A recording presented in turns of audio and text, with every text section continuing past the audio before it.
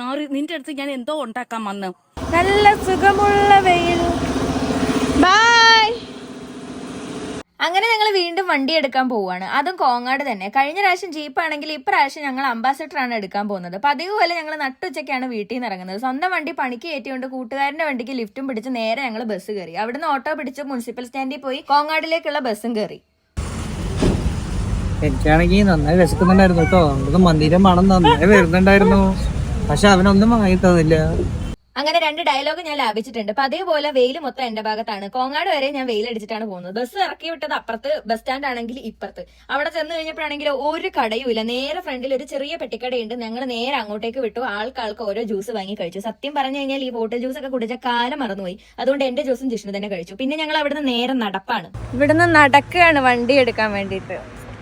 അങ്ങനെ ഇരിക്കണു ഇപ്പൊ.